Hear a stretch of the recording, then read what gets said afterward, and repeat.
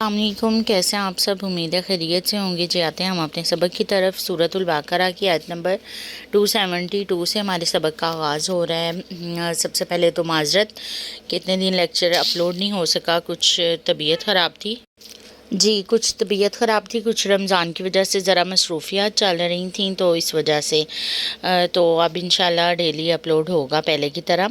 اعوذ باللہ من الشیطان الرجیم، بسم اللہ الرحمن الرحیم۔ سورۃ البقرہ 272 آیت۔ لیس علیک ھداھم، نہیں ہے آپ پر ہدایت دینا ان کو، ولیکن اللہ یہدی، اور لیکن ہدایت دیتا ہے اللہ تعالیٰ، من یشاء، جس سے چاہتا ہے۔ وما تنفقوا، اور جو تم خرچ کرو، من خیر، بھلائی سے، فلانفسکم، بس تمہارے نفسوں کے لیے ہی ہے وہ۔ وما تنفقون، اور جو تم خرچ کرتے ہو، الا ابتغاء، مگر اللہ کی رضامندی چاہنے کے لیے، وجہ اللہ، اللہ تعالیٰ کی رضامندی۔ وما تنفقوا، اور جو تم خرچ کرو، من خیر، بھلائی سے، یوفا، پورا دیا جائے گا، لیکن تم پر، تمہاری طرف، انتم لا تظلمون، اور تم ظلم نہیں کیے جاؤ گے۔ اللہ تعالیٰ اس آیت میں فرما رہے ہیں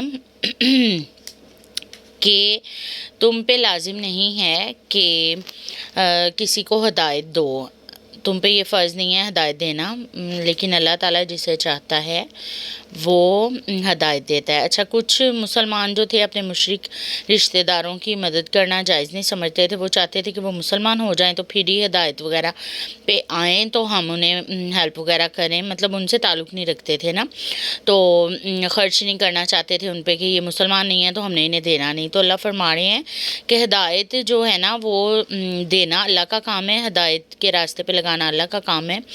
تو جو تم خرچ کرو گے نا وہ تم نے اپنی جانوں کے لیے خرچ کرنا ہے، تم نے ان کے ایمان کے لیے خرچ نہیں کرنا، تمہیں تمہارے خرچ کرنے کا اجر ملے گا۔ تو لیکن جو ہے انہیں ہدایت دینا وہ اللہ کا کام ہے، اللہ جس سے چاہتا ہے ہدایت دیتا ہے۔ اور اگر تم کسی پہ بھی خرچ کرو اللہ کی رضامندی چاہنے کے لیے، ہاں ضرورت مند ہے تو جیسے اہل کتاب پہ خرچ کرنا بھی ہمیں جو ہے وہ کہا گیا ہے نا کہ ان کا جو ہے وہ نفس اسلام کی طرف مائل ہو جائے، تو اس لیے تم ان پہ خرچ کرو۔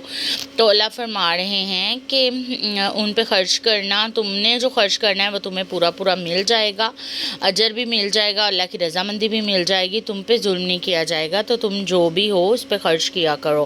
للفقراء الذین احصروا، فقیروں کے لیے جو روک دیے گئے، فی سبیل اللہ، اللہ کی راہ میں، لا یستطیعون، نہیں وہ طاقت رکھتے ضربن، چلنے کی، فی الارض، زمین میں، یحسبہم الجاہل اغنیاء، سمجھتے ہیں ان کو بیوقوف لوگ امیر، من التعفف، ان کے سوال نہ کرنے کی وجہ سے، تعرفہم بسیماہم، آپ انہیں پہچانتے ہیں ان کے چہروں سے، لا یسألون الناس الحافا، نہیں وہ پوچھتے لوگوں سے لپٹ کے، وما تنفقوا، اور جو تم خرچ کرو، من خیر، بلائی سے، فإن اللہ بہ علیم، بس بے شک اللہ تعالیٰ اس کو جاننے والا ہے۔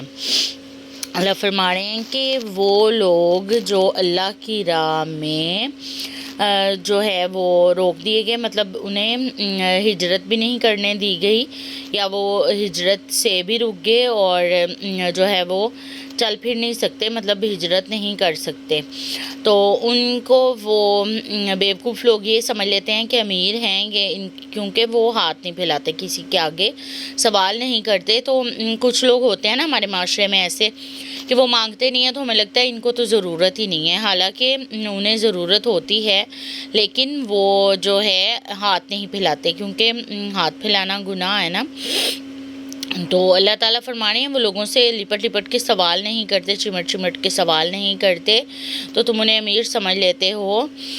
جو ہے یہ ایمان والوں کی صفت ہے کہ وہ غربت کے باوجود بھی لوگوں سے سوال نہیں کرتے، کیونکہ جو ہے وہ سوال نہ کرنا اچھی بات ہے نا، ایمان کا تقاضا یہ ہے کہ اللہ سے انسان مانگے، جیسے حدیث میں ہے کہ اگر ایک تسمہ بھی جوتے کا ٹوٹ گیا ہے تو اللہ سے تم مانگو۔ تو جو ہے پھر ایک حدیث میں یہ بھی آتا ہے کہ مسکین وہ نہیں ہے جو ایک دو کھجور یا ایک دو لقمے کے لیے ہر گھر جا کے سوال کرتا ہے، مسکین وہ ہے جو سوال سے بچتا ہے۔ تو یہ جو پیشہ ور فقیر ہوتے ہیں یہ اس سے استثناء ہیں، تو جو ہے سوال کرنے سے بچنے والے۔ اچھا، حدیث میں آتا ہے کہ جو سامان ہو کہ وہ اس کو کھانا مل رہا ہو، مطلب فاقے کی نوبت نہ آنی ہو، تو پھر اس کے باوجود بھی لوگوں سے وہ سوال کرے تو قیامت والے دن اس کے چہرے پہ زخم وغیرہ ہوں گے، اللہ معاف کرے۔ کچھ ایک جگہ یہ بھی ہے کہ وہ گوشت نہیں ہوگا، ہڈیاں سی ہی ہوں گی تو گوشت نہیں ہوگا۔ یہ بخاری مسلم کی روایت ہے باقاعدہ، جو ہمیشہ لوگوں سے مانگتے ہی رہتے ہیں۔ تو اللہ ہمیں سوال کرنے سے بچائے، کیونکہ یہ بہت بڑا گناہ ہے اور لوگ اس کو چھوٹا سمجھ رہے ہوتے ہیں۔ الذین ینفقون اموالہم، وہ لوگ جو خرچ کرتے ہیں اپنے مال باللیل، رات کو، بنہاری، اور دن کو، سرن، چھپا کے، وعلانیۃ، اور ظاہر، فلہم اجرہم، پس ان کے لیے اجر ہے ان کا، عند ربہم، ان کے رب کے نزدیک، ولا خوف علیہم ولا ہم یحزنون، اور نہ وہ ان پہ خوف ہوگا اور نہ وہ غمگین ہوں گے قیامت کے دن۔ اللہ فرما رہے ہیں کہ کچھ لوگ ایسے بھی ہیں جو دن رات اللہ کی راہ میں مال خرچ کرتے رہتے ہیں، وہ لوگوں کے سامنے بھی دیتے ہیں لوگوں کو، اور چھپا کے بھی، پوشیدہ صدقہ بھی کرتے ہیں، اور لوگوں کے سامنے جیسے لوگوں کو ابھارنے کے لیے، ترغیب دلانے کے لیے بھی وہ صدقہ کرتے ہیں۔